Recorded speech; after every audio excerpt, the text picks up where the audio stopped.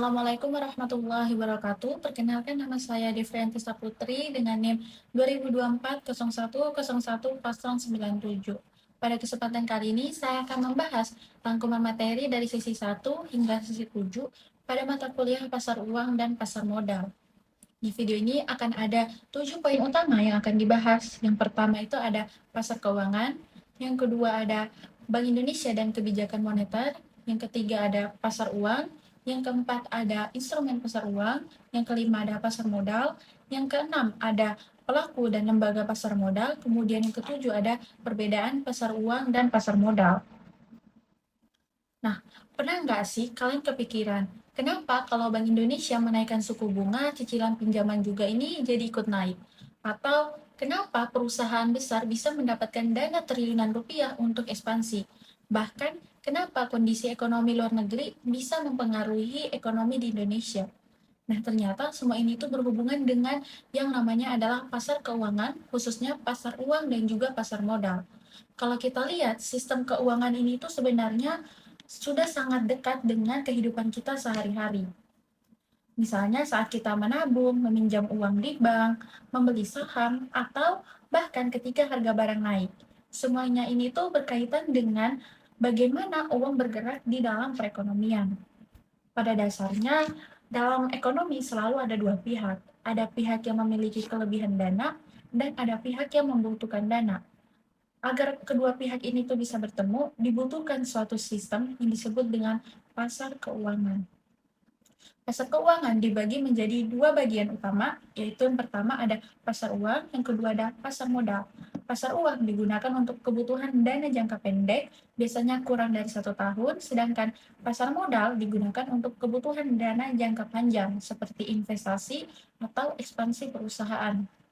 Sebelum membahas lebih jauh tentang kedua pasar tersebut, kita perlu memahami nih, siapa sih yang memiliki peran penting dalam menjaga kestabilan ekonomi Indonesia. Yang memiliki peran penting dalam menjaga kestabilan ekonomi di Indonesia yaitu adalah Bank Sentral atau Bank Indonesia. Bank Indonesia merupakan bank sentral yang memiliki tugas utama untuk menjaga kestabilan nilai rupiah, baik dari sisi inflasi maupun dari sisi nilai tukar. Karena itu, setiap kebijakan Bank Indonesia sangat berpengaruh terhadap kondisi ekonomi masyarakat. Untuk menjalankan tugasnya, Bank Indonesia menggunakan kebijakan moneter. Kebijakan moneter ini tuh adalah alat yang digunakan oleh Bank Indonesia untuk menjaga kestabilan nilai rupiah dan mengatur jumlah uang yang beredar di masyarakat. Salah satu instrumen yang paling penting adalah suku bunga acuan yang disebut dengan BI 7-Day Reverse Repo Rate. Suku bunga ini tuh menjadi acuan bagi bank dalam menentukan bunga tabungan maupun bunga pinjaman. Jadi, ketika Bank Indonesia menaikkan suku bunga, biasanya bunga kredit juga jadi ikut naik. Akibatnya masyarakat cenderung mengurangi pinjaman dan lebih memilih untuk menabung. Sebaliknya, ketika suku bunga diturunkan, masyarakat dan perusahaan biasanya lebih tertarik meminjam uang untuk konsumsi ataupun investasi. Hal ini dapat mendorong pertumbuhan ekonomi. Dari sini kita bisa melihat bahwa perubahan suku bunga ternyata tidak hanya berdampak pada bank, tetapi juga pada aktivitas ekonomi secara keseluruhan. Proses pengaruh kebijakan moneter terhadap kegiatan ekonomi ini tuh disebut dengan transmisi kebijakan moneter.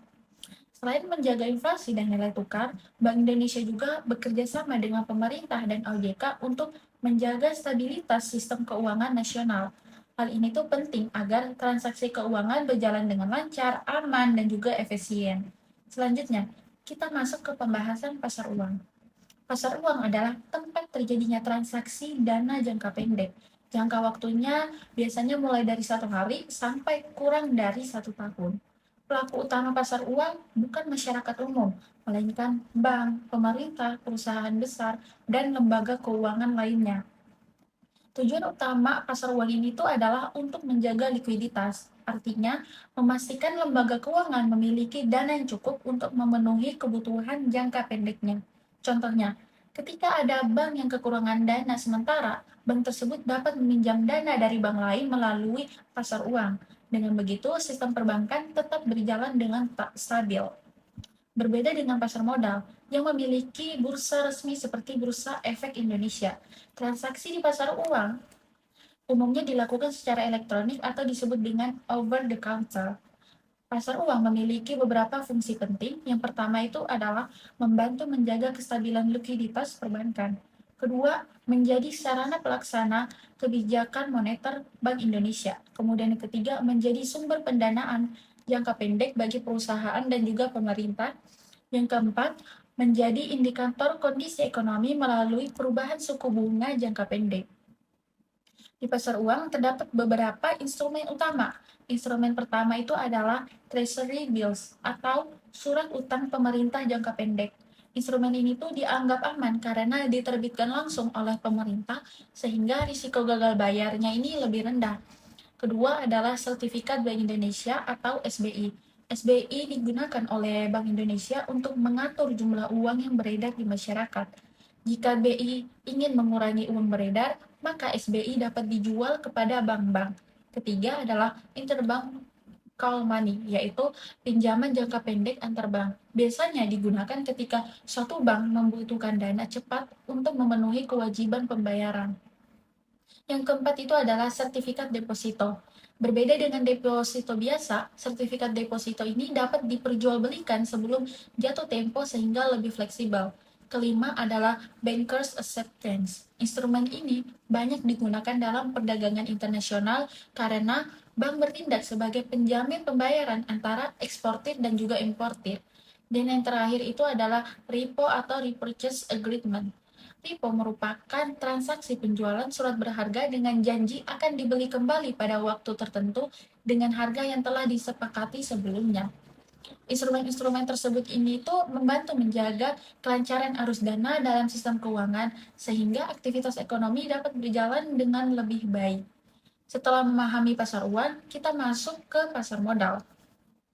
Jika pasar uang berfokus pada kebutuhan dana jangka pendek, maka pasar modal lebih fokus pada pembiayaan dan investasi jangka panjang. Di pasar modal, perusahaan dapat memperoleh dana dengan menerbitkan saham atau obligasi kepada masyarakat ataupun kepada investor. Dana yang diperoleh biasanya digunakan untuk mengembangkan usaha, membuka cabang baru, membeli aset perusahaan, ataupun melakukan ekspansi bisnis. Sebaliknya, investor membeli saham atau obligasi dengan harapan memperoleh keuntungan. Keuntungan tersebut dapat berupa dividen maupun capital gain. Dividen adalah pembagian keuntungan perusahaan kepada pemegang saham, sedangkan capital gain ini adalah keuntungan dari selisih harga jual dan harga beli saham.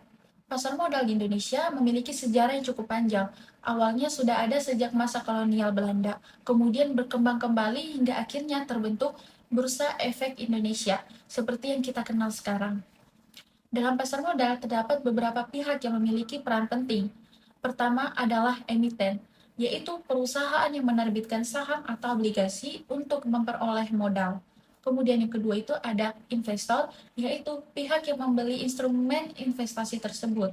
Yang ketiga adalah broker atau pialan, yang bertugas menjadi perantara transaksi antara penjual dan juga pembeli. Selain itu ada underwriter atau penjamin emisi yang membantu perusahaan saat melakukan penawaran umum saham kepada masyarakat. Dan seluruh aktivitas pasar modal diawasi oleh OJK atau Otoritas Jasa Keuangan agar berjalan dengan tertib dan juga transparan. Pasar modal memiliki banyak manfaat bagi perekonomian. Bagi perusahaan, pasar modal membantu memperoleh sumber pendanaan untuk mengembangkan usaha. Bagi investor, pasar modal menjadi sarana untuk berinvestasi dan memperoleh keuntungan. Sedangkan bagi negara, pasar modal dapat meningkatkan pertumbuhan ekonomi, membuka lapangan kerja, meningkatkan produksi perusahaan, dan juga menambah penerimaan negara melalui pajak. Kalau dibandingkan, pasar uang dan pasar modal ini memiliki karakteristik yang berbeda. Pasar uang digunakan untuk transaksi jangka pendek dengan risiko yang relatif lebih rendah dan keuntungan berupa bunga.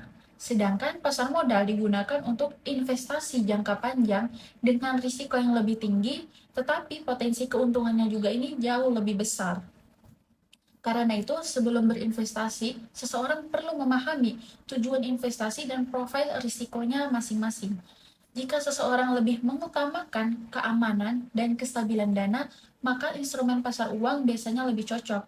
Namun, jika seseorang ingin memperoleh potensi keuntungan yang lebih besar dan siap menghadapi fluktuasi, maka pasar modal bisa menjadi pilihan yang tepat. Walaupun begitu, ada satu prinsip penting dalam investasi, yaitu tidak menempatkan seluruh dana pada satu instrumen saja. Diverifikasi diperlukan agar risiko investasi dapat lebih terkontrol. Dapat kita lihat sebelumnya bahwa seluruh sistem keuangan sebenarnya saling berkaitan. Kebijakan Bank Indonesia mempengaruhi suku bunga di pasar uang, perubahan suku bunga mempengaruhi aktivitas investasi di pasar modal, investasi perusahaan kemudian mempengaruhi produksi, lapangan kerja, pendapatan masyarakat, dan juga pertumbuhan ekonomi. Lalu, kondisi ekonomi tersebut akan kembali mempengaruhi inflasi yang nantinya menjadi perhatian Bank Indonesia.